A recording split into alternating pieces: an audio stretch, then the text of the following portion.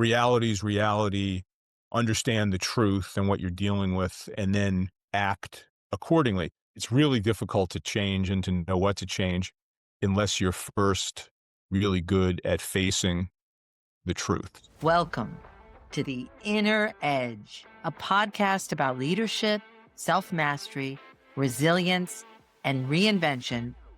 So, Ian, it's such a pleasure to have you back on the show. I think you're going to be a regular. Maybe like this will be a tradition. So I'll have you on different topics as we go along the journey. But I really wanted to have you on the show because I'm really excited about one of your projects that I would have loved to be part of. And I unfortunately couldn't be part of this project, but I think it's just such an important thing where you're honoring leadership and leadership lessons that we have learned from people who we've lost.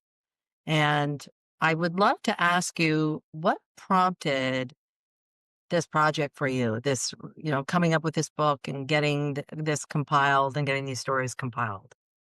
Well, thanks for having me back. I'm always honored and surprised when you invite me to return. So I'm very appreciative to be here.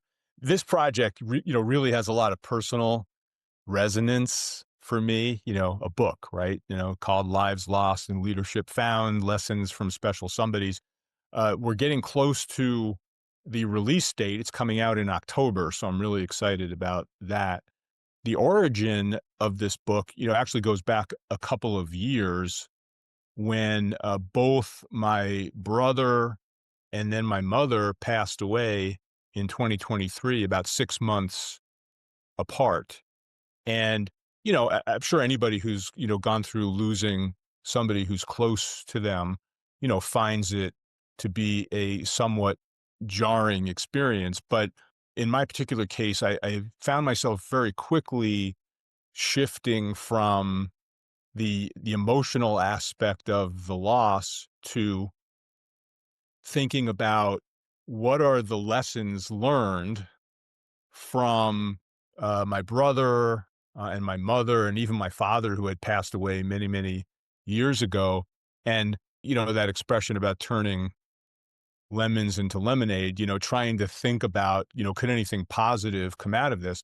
And then, almost immediately as I was thinking about it for myself, I started, of course, recognizing what I should have realized all along, which is that there's many other people who've been through this type of experience of loss. And what were their reflections about life lessons and leadership lessons from somebody special to them, which in turn led to this book. Being the kind of person that I guess I am, I enjoy a highly collaborative project. So I became the lead author of the book, but we've got quite a few other people who've contributed their insights and perspectives by writing essays on their special somebody, which generally speaking fall into the categories of a parent, father, mother, maybe a grandparent, some other close relative, friend, a boss or mentor who they also lost. So maybe a little bit less personal in terms of not being a family member, but still very personal in terms of what that individual meant to the contributing author and what they've learned about life and leadership. So it was a little bit of an experience of what if you threw a party and nobody came, because, what if you invited people to contribute to this book and people didn't have anything to say? But it turns out they had a lot to say and to share. And there are some common themes that came through all of these various stories, as well as some survey input that we received from about 150 other people. So there was a lot of perspectives that went well beyond mine in this book. So talk a little bit about your special somebodies and what your leadership and life lessons were. Yeah, I think for me, as I was reflecting on my brother, my mother, my upbringing, in life, there's probably were, three things that really kept resonating with me over and over and over again. One was the importance of face reality and deal with it. We'd all been through as family members, ups and downs and things that you have to deal with over the course of your life. that you didn't create necessarily, you wouldn't necessarily seek out intentionally, you might not enjoy it, but reality is reality, understand the truth and what you're dealing with, and then, act accordingly. A second thing that was kind of a common theme, particularly with my mother, but with my whole family really, was this whole idea of advocacy. I think my mother's probably superpower was she was an advocate for people, even people who didn't know they needed an advocate or weren't necessarily looking Or for didn't one. want one. Right, right. So mom had a strong point of view on what was right and what wasn't right, and would advocate for other people or on certain issues or ideas or ideals, and values and what you should stand for as a person. And that sense of advocacy was really important to me as I grew up and learned how to advocate for myself and other people, both professionally and personally. And I think the third one that really resonated a lot for me throughout my life was the importance of telling and then showing people that you care about, respect, love them, if appropriate, but do that in a way that, connects words and deeds, and be okay with being, open and transparent about that, as opposed to, just holding those feelings in. So those were a few things that really stuck with me, that got my juices flowing in terms of, gee, I wonder, what each person who's going to contribute to this book through an essay is going to say. And literally, each essay, as the book has turned out, we've approached it in terms of, at the very end of each essay, irrespective of whatever the story was that people were sharing, what are three things that I learned about life and leadership? And so was fairly evident what some of those, ribbons were that cut across all the different stories as people were extracting key learnings from their special somebody. It's amazing. We're looking for advice and we're looking for lessons from experts and people who we look up to, but yet these lessons and these stories are all around us and they're right in our backyard. And even if it's not a positive, like, so it's not always a positive lesson that we may be learning, but we're learning something. How did those things that you just mentioned shape you and who you are today? I think first and foremost, the element of face reality and deal with it has kind of defined me as a human being. I think, personally, trying to be, as honest as you can be, and as objective as you can be with yourself, which is not always easy to do. What's working, what's not working, what are you good at, what do you need to improve and work on to get better. But I think it also, honestly, was a big influence on how I ended up in the HR profession, and how I ultimately ended up as a coach. Because one of the things that I have found, and perhaps you've experienced this too in working with your clients, is how difficult it is, particularly the more senior you become, to actually hear and deal with the truth and difficult feedback, and know how you're viewed and what to do about it if and when you actually get to a point where you're getting some real feedback.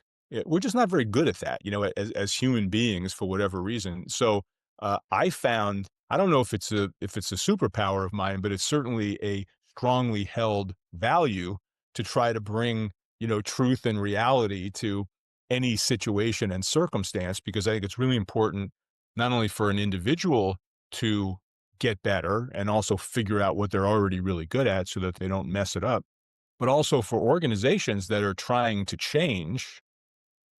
It's really difficult to change and to know what to change unless you're first really good at facing the truth. So I think the whole idea of face reality and then deal with it has been a very big part of who I've tried to be as a human being. I'm sure I have better days than others, but that's a strongly held value of mine. So that would be an example to answer your question. It's a great example. I think, we're learning all the time. It's interesting. And I'm sure people who are listening right now are probably tuning out or honing in on their own experiences and their own special somebodies that they've had in their lives that they've lost, that they've learned things from. I'm thinking, as you're talking, I'm thinking about my dad who died, who passed away. Well, he got diagnosed with lung cancer when he was on his 60th birthday, and then Mm, he died shortly thereafter. So, and one of the things, and he had just retired. So he had retired early and then was going to do all the things that he couldn't do. And he had never been sick a day in his life. And what I learned from that special somebody was do it now. It's really interesting. It's that he died with the music inside him, as I would say. There were so many things mm. he wanted to do. He kept talking about going fishing, or he kept talking about he wanted to be a lawyer and he wanted to go back to school, and tick, tick, tick, the time went by, and he just didn't do it. And then he died way earlier than he expected because he had never been sick in his life. So sometimes it's not an overt lesson. It's a jolting lesson as well, right? It's something like that where it's, Oh, sure, yeah, and uh, so, one of the ironies of this, and it sounds like in part this was true for you with your dad, and I'm sorry both you and he had to go through that experience, was, he didn't necessarily know in life or death what he was teaching you, right? But you were observing what went on, and the fact that he perhaps didn't get around to doing some of the cool things in life that maybe he had talked about doing and should have made the time to do, and then all of a sudden you realize that you have less time than you thought you might. If not every one of the stories in the book is consistent with that, but quite a few were. But the thing that's really consistent in the book is that, typically the people that got talked about are not people that anybody would define as a quote unquote leader. And the individuals themselves might not have thought of themselves as a leader either. When you look at their, both their vocation and their avocations and how they ran their lives and what their priorities were, you know, we tend to talk about leadership and, the CEO pops into your head or some senior executive of an organization pops into your head as kind of the model for that. But it turns out that, whether it was your dad or, my family members or any of these folks that were talked about in these essays in the book, that you wouldn't necessarily describe these individuals as leaders in the purest sense, but the reality is the way they conducted their lives, the kinds of lessons that they taught overtly or quietly, just based on how they carried themselves as human beings, were, so resonant and stuck with people in such a vivid way. and And Ian, I just want to say something about that because I think that's so important in this conversation, in any conversation about leadership, is that really, where do we learn what we learn? We learn it from watching others, and it's not necessarily in the office.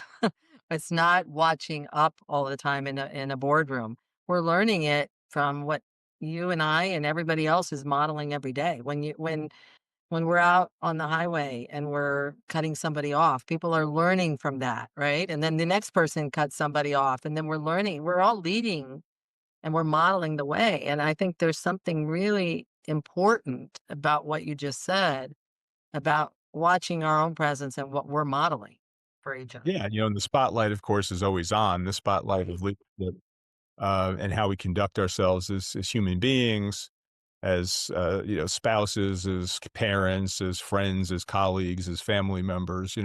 We're affecting a lot of people.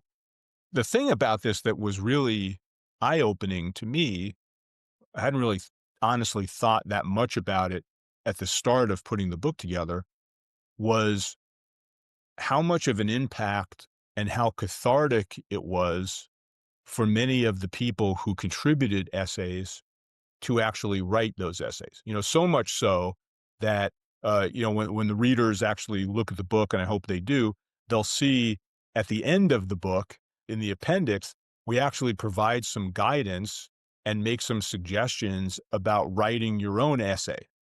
think of somebody who's a special somebody, even if you haven't, lost somebody close to you. You might, especially if you're fairly young, you might be lucky enough that, parents and even grandparents and other people close to you are still with us, which is just great, if that's the case.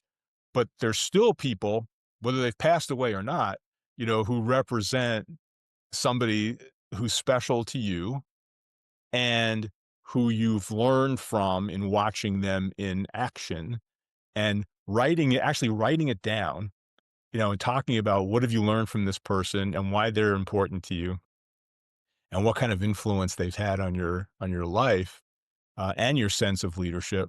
I was just struck, really honestly struck by how many people who contributed to the book who found this to be such a cathartic experience. And for the first time, in many cases, actually were talking openly and publicly about what they learned from this person and their feelings about going through the entire experience.